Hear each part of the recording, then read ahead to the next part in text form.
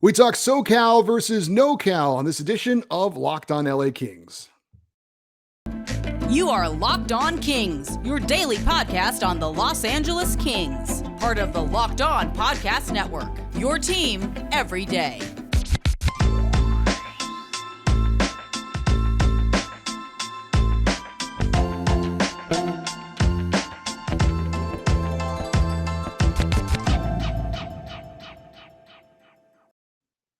Hey, Kings fans, welcome to Locked On LA Kings, your team every day. Thanks for making Locked On LA Kings your first listen every day. We are free and available wherever you get your podcasts and on YouTube. On today's episode of Locked On LA Kings, we welcome JD Young from Locked On Sharks to discuss the Kings-Sharks rivalry, as well as what's going on with our hockey rivals in the Bay Area. My name is Eddie Garcia. I'm your host of Locked On LA Kings. I've worked in sports media for almost 30 years. The past 20 plus years, I've been at the Fox Sports Radio Network, where I'm a co-host, sidekick, reporter, and NHL analyst. Also co-host of the Puck Podcast, a weekly NHL recap show that's been putting out content for the past 16 years. And of course, more importantly to you, a passionate LA Kings fan for the past 30 years. We continue our rival report as we count down to the new season by welcoming in the host of Locked On Sharks. He is JD Young. He is a contributor to Fear the Fin and San Jose Hockey Now. And I absolutely want to get his thoughts on the Sharks-Kings rivalry, what's been going on with the Sharks this offseason, and his outlook for San Jose for the upcoming year. But JD, welcome, and thank you for joining us on Locked On LA Kings. How's it going, man? Long time no see. Spoiler, yeah, we may have just chatted, but you know, yes. now the shoe is on the other foot. Now I get to talk to you about your team. But I do want to start, and I did have an episode recently asking Kings fans. And I was stupid enough to ask two questions that I thought were the same question. But I asked, who's the Kings' biggest rival and what team do you love to hate the most? Now, for me, it's the Anaheim Ducks is the answer to both questions. I was a little bit surprised to see a lot of people prefer the Sharks as the Kings' biggest rival. Certainly there's a history in the postseason that there isn't there with Anaheim. And a lot of them were the team they love to hate the most is the Vegas Golden Knights, and everyone's kind of dancing on the grave a little bit right now. But let me ask you personally, and as someone who's representing Sharks Nation, if you will, who do you think the Sharks' biggest rival is, and who's the team in the Pacific that you kind of love to hate? Right now, I mean, I guess Cap Friendly would be the Sharks' biggest rival. No, I'd have to give it a slight nod to Vegas because I think it's still a fresher rivalry. I know the Sharks Kings rivalry is a much deeper rivalry. You know, we have, of course, the famous Thornton slide. You've got, of course, the reverse sweep, which I don't like to talk about. It hurts my feelings. But I think though, with the up and coming Golden Knights and just how quickly that rivalry just kind of came together with the Sharks and stuff. And then you also have a lot of kind of moments in such a short time, right? You of course have the Sharks coming back from the 3-1, capped off with the 4 goals in 5 minutes, the Joe Pavelski dying for our sins, Barclay Goodrow scoring the overtime winner. Of course you had Pete DeBoer and Gerard Gallant talking smack the whole time, and then everything that's kind of come after that, of course the Knights have kind of had the Sharks number until last season when Thomas Bordeleau, the Night Slayer comes in as, a rookie, in his first 8 games and ends the Vegas Golden Knights season last year so they don't make the playoffs. But I'm giving it slightly to nod to the Golden Knights. But I think the Sharks-Kings rivalry will be starting to heat up here again soon, especially now that the Kings are kind of coming back to the promised land and the Sharks are doing Shark things right now. So I know we have some similar ties to Central California, but I wonder if you play into the whole NoCal, SoCal kind of rivalry. If you're looking at like the best rivalries in the state, I think you have to go Dodgers Giants in baseball. Yes. Rams 49ers, it has its moments, but it was, that weird thing with obviously the Rams leaving California and now they're coming back and it's kind of coming back a little bit. Mm-hmm. But other than, Warriors Lakers, I don't think is a thing. Certainly not like it is. I think it is now. Okay. Yeah, I think the Warriors Lakers thing is now, especially because you have the Curry LeBron, argument of who's the best player of the generation, and of course, it's Curry was the correct answer. But you have that right now, especially with them both winning titles recently, even though you can put an asterisk on somebody's SoCal title there in a bubble. But I would go with that number 2, just because, especially with how good those teams have been, as of late. Rams, Niners, I think that one's going to continue to get spicy. I think we're seeing the beginning of that one right now, especially with like the Niners takeover down, of this, SoFi Stadium. But with the Rams winning the Super Bowl, you've had the Niners in the Super Bowl recently. Both those teams are kind of Super Bowl caliber teams this year. I think that one's going to you're going to see more and more spice to that one. So, and then again, I think a big thing with the rivalry is both the teams have to be good, I think, to make it a rivalry. Right now, the Sharks and the Kings are kind of ships passing the night where, the Sharks were really good while the Kings were starting to rebuild. And now the Sharks are retooling, which we'll get into in a little bit, but the Kings are starting to kind of come up. And I think that might where we're going to see the Kings start to dominate the Pacific, and the Sharks are kind of still figuring things out here. Well, talking about San Jose Sharks and retooling, they have a new man in charge, which they haven't had in a very long time. Doug Wilson had a long tenure there, very successful. His name is going up into the rafters this season. And Mike Grier is the new general manager of the San Jose Sharks. I love the hire, but boy, the timing of it certainly was curious. I mean, he didn't have much time to hit the ground running when you had the draft and free agency, and he had to hire a new coach in the process. They didn't do him any favors in giving him his first GM job, did they? No, it was, they talked about they wanted to get the right person and all that stuff. And, apparently the first list was 50 candidates and then the 25 and et cetera, et cetera. And, trying to make sure that they got the right person. And I understand, wanting to get the right person, but at some point it's like, we got to kind of make a decision here. And then, and I think a big kind of sticking point was, Bob Bugner was still the head coach until July 1st, and then they did let him go, and then they hire Mike Grier July 5th. So you wonder if they were if that might have been a sticking point for all the general managers that they were hiring, was like, well, I want to hire my own guy, which makes sense, right? You want to hire, if you're a general manager, you kind of want to pick the groceries, right? And who's going to be your chef and all that stuff. Bob Bugner, if he had stayed, he was basically going to be a lame duck coach, where he'd already kind of been there for a couple of years. He hadn't really done much with the team. And there was, the Sharks definitely not a talented roster, but I don't know why it took so long, especially it's not like Mike Grier was, doing like he was a GM for another team or something like that. I know he was working with the Rangers and stuff, but like, it's not like he was off doing kind of general manager or coaching stuff for other teams that were in the playoffs or, making long playoff run stretches. So I don't know why it took so long.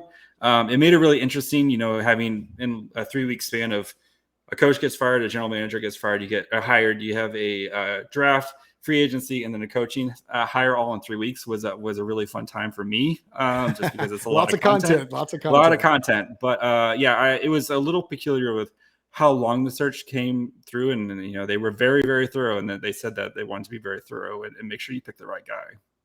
Well, I did want to talk about the coaching hire, David Quinn, who had some time with the Rangers. His short tenure there was okay. Where was he kind of on the list? Was there other names that you were more interested in as a Sharks fan? And your thoughts on the hiring of him? Does he have he and Mike Grier both went to BU. I don't know if he actually coached Mike Grier or not, or if they just had a relationship because of the school had a relationship. But yeah, they were. I don't think they were teammates, but they were kind of there together, and they've kind of worked together and known each other for a long time. And once Mike Grier was hired, that was kind of like, oh, I guess he's just going to hire David Quinn type of situation. I'm personally okay with it. It's fine. I would have preferred that they had gone another route, like Ryan Warsofsky, who they did hire as their defensive coach. He was the AHL coach for the Chicago Wolves. They just won the Calder Cup there. Especially with the Sharks, where they have a lot of kind of young and up and coming players, I wanted someone who kind of worked with those players a bit more and who knows how to coach younger players. And I know David Quinn, he's a college coach, and he has worked his way up through the ranks and stuff. And you see a lot of times when guys on their second, tour as a coach, they usually do a lot better. But I don't know, there's a lot of rumor, kind of talk about how he played young guys the Rangers and, their minutes and stuff like that. And I'm a little hesitant on him, but I do like the staff he hired, especially at this time of year when it was kind of picking over the bare bones of who was available.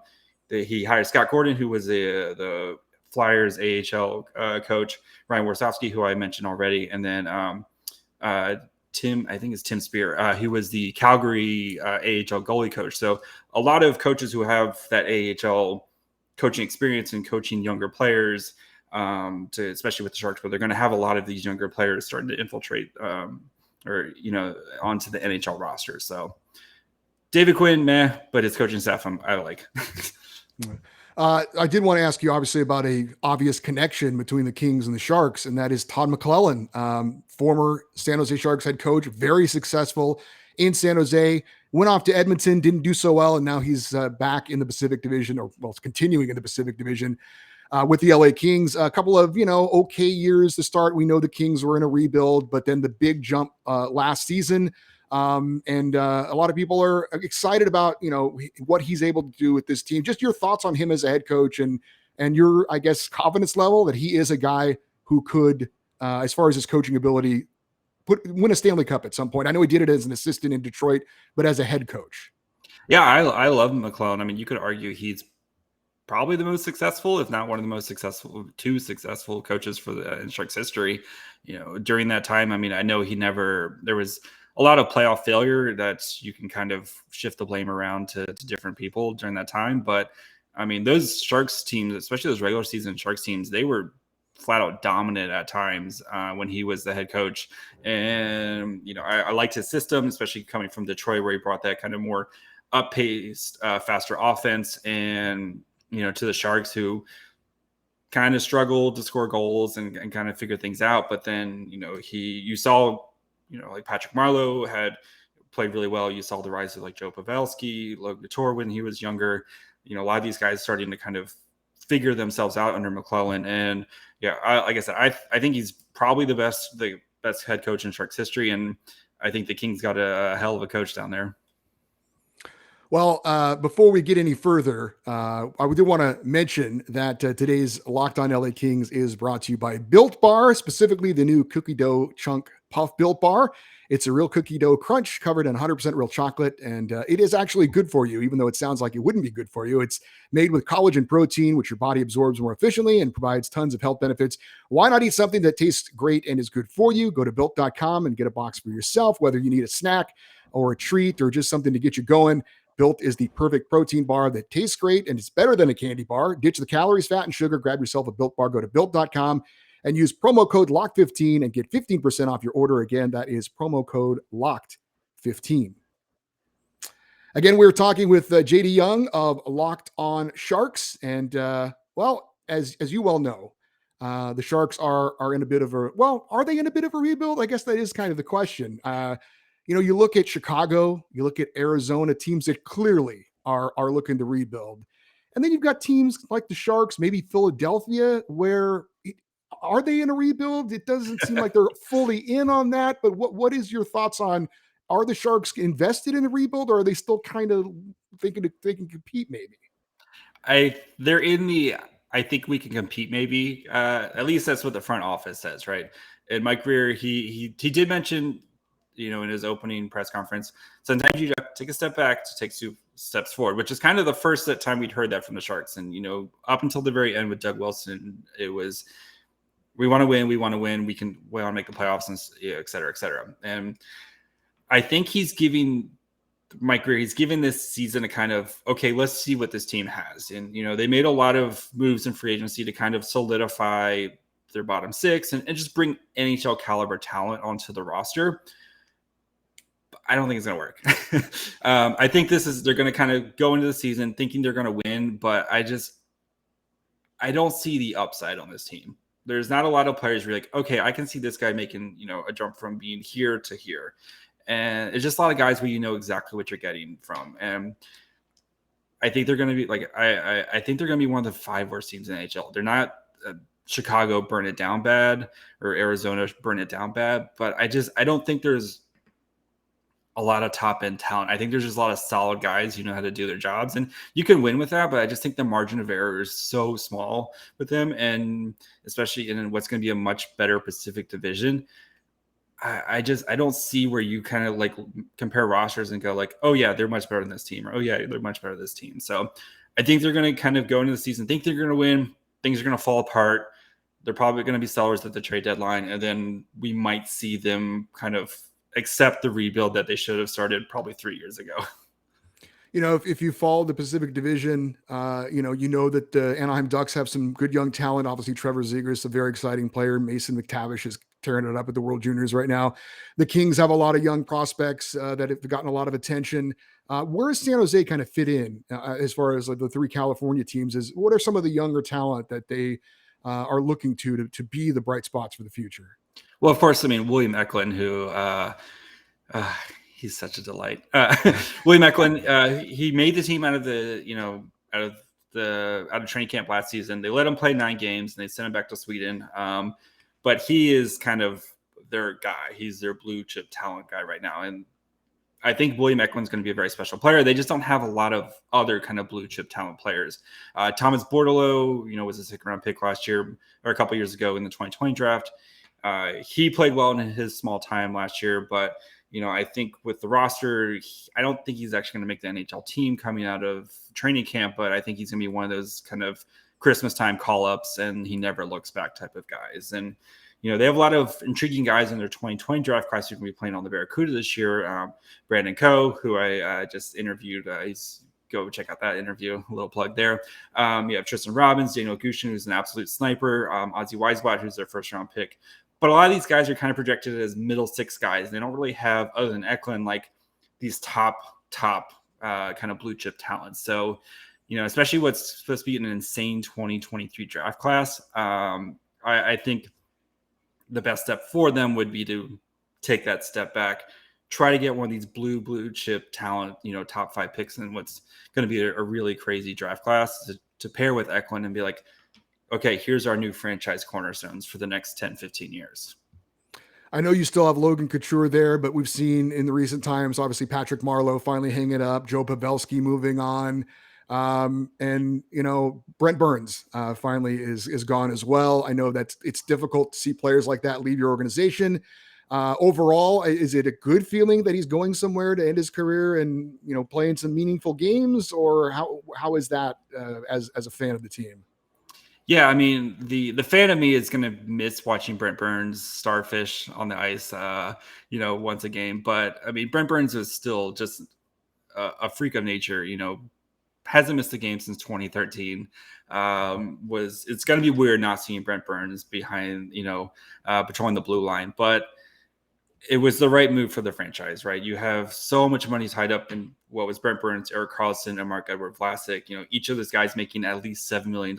Brent Burns making $8 million, and then Erik Karlsson making $11.5 million. You had to try to free up some money somewhere, and he was the only one of those 3 guys who actually you could trade or get anything of value for. And I think he's going to. I mean, he had 54 points on a very bad Sharks team last year. I wouldn't be surprised with Brent Burns playing on Carolina with a much better team if he's flirting with 60, potentially 70 points on that team for them. I think he's going to do really well on Carolina. So, it's going to be really weird not seeing Brent Burns. As actually the Sharks open. They have 2 games in Sweden where they play the Nashville Predators, but their first actual game at the Tank is against Carolina. So Brent Burns will be there, and I'm sure he'll get a really big. There'll be Brent Burns jerseys everywhere, and he was one of the most popular Sharks, especially you mentioned like Joe Thornton leaving, Patrick Marleau's gone, Pavelski's gone. Like he was kind of the last guy of I'd say him and Couture were kind of like the last 2 guys of there, and yeah, it's going to be weird, but it was the right move for the franchise.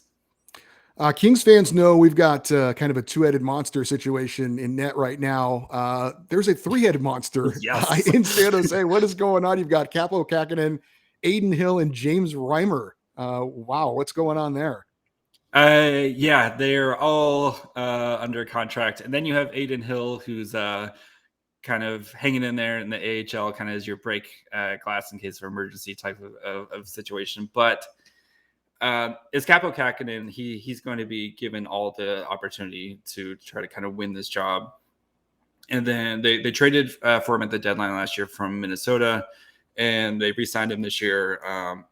Small sample size last year, but he was easily their best goaltender, going down the stretch. And then I think they're going to kind of see what happens between Reimer and Hill. Hill, they traded a second-round pick for last offseason from the Arizona Coyotes before the expansion draft. But he really up and down. He played okay. Then he got hurt, came back, played a couple games, got hurt. And then basically he only played one game after end of January where he came in and shut out the Kings in March. And then we didn't see him again. He's definitely younger, but if the Sharks wanted to trade him, they're not going to really get as much. James Reimer, who was, magnificent for the Sharks last year, was single-handedly carried them to several victories that the Sharks probably had no business winning. Definitely an older goalie, but I think he could go help a team, like a playoff team who could maybe want to kind of solidify their backup situation. So I believe the asking price right now for Reimer is a second rounder, which seems a little steep to me. But if they get a second rounder out of Reimer's, going into camp, maybe a team they don't like their backup situation as much as they thought they did going into it. And I think that's where we'll see a trade is during training camp where, a team's not too hot on their backup, and then maybe Reimer or Hill gets moved in. So. And one final question for you, just your thoughts on the Pacific Division going into this year. Do they just get 3 teams in? Is it Calgary, Edmonton, LA in some order for the top 3, and then Vancouver and Vegas kind of lingering, and then you've got the bottom 3 in San Jose, Anaheim, and Seattle? Do you see it that way or any differently? Yeah, I have to agree with that. I think Vegas is such a wild card because, they're kind of like the Sharks were in that like 2018, kind of 19, where they're so top heavy and they're so reliant on their stars. And if somebody gets hurt, like we saw last year with Mark Stone, if, he gets hurt, or Jack Eichel, if he doesn't kind of return all the way to form, and of course, Robin Lehner is out, and that's a lot to ask of their young goalie, who I really like. But, again, that's a lot to ask for him kind of in his first full, or second season, I guess, would be to kind of take the reins there. But I think Vegas is going to be kind of in the mix for the wild card. The Central's still going to be pretty good as well. You have Colorado, of course, and you're going to have Minnesota and St. Louis, I think, are going to be kind of playoff teams there as well. But then it's going to be that Dallas, Nashville, Vegas, Vancouver, all kind of fighting for those last 2 spots. And I think Vancouver, we might kind of be sleeping on them, especially if you look at how much better they played after Bruce Boudreau got there and kind of righted the ship with them. If they can, kind of carry that over and get a full season of that, I think Vancouver might be the team that we're kind of sleeping on a little bit here in the Pacific. But I expect Seattle to be a lot better. I think the Ducks are going to be better too, especially with McTavish and Zegras. And I just, like I said, I think the Sharks are one of the 5 worst teams in the NHL. There just isn't a lot of guys where you're like, okay, this guy's going to make a big jump. And unless like Eklund comes in and wins the Calder, and then, Erik Karlsson returns to Norris form, like there's too much to ask for all these guys. So. Well, we'll still look forward to those Kings-Sharks matchups this coming season. JD, it was great to talk to you for the first time. Awesome insight on the San Jose Sharks. And I know you've got something behind you there on the kitchen table. It looks like a Darth Vader figure or something like that.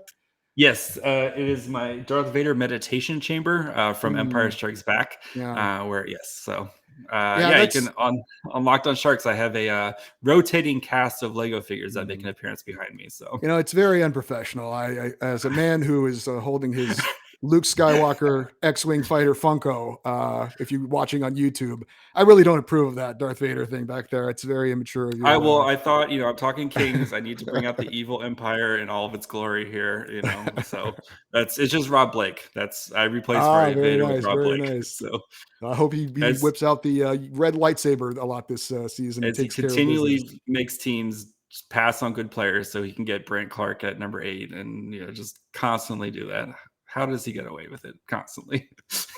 JD, awesome. Really appreciate your time. Thanks for joining us, and look forward to talking to you again. Obviously, you're the host of Locked On Sharks. Anything you'd like to let the listeners, viewers know about your channel over there?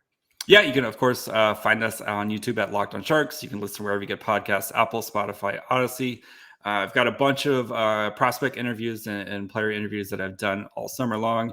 I had William Eklund on earlier in the summer. I just had an interview with Brandon Coe. Actually, Brandon Coe will be coming out this week whenever you're listening to that. Great interview with him. Jasper Weatherby, a bunch of kind of these Sharks Barracuda guys. So make sure you guys go check that out. Yeah, thanks again. Best of luck with Locked On Sharks, and I'm sure we'll talk to you later on in the season. Connor Bedard, let's go. All right, thanks, JD. All right, before we say goodbye, I do want to remind you that Locked On NHL has you covered for all your league-wide NHL talk with a rotating cast of local hosts from the Locked On NHL channel, breaking down the biggest stories in hockey 5 days a week. Subscribe for free on your favorite podcast app or on YouTube. And as always, we'll close out by letting you know if you like anything that you have listened to or watched here on the YouTube channel or on the podcast. We'd love to get your feedback. The email address is lockedoneddie@gmail.com, EDDIE, lockedoneddie@gmail.com. If you'd like to follow us on Twitter, we are at Locked On LA Kings. Thank you so much for joining us and watching Locked On LA Kings. We'll talk to you next time. I'm Eddie Garcia, as always, reminding you, go Kings go.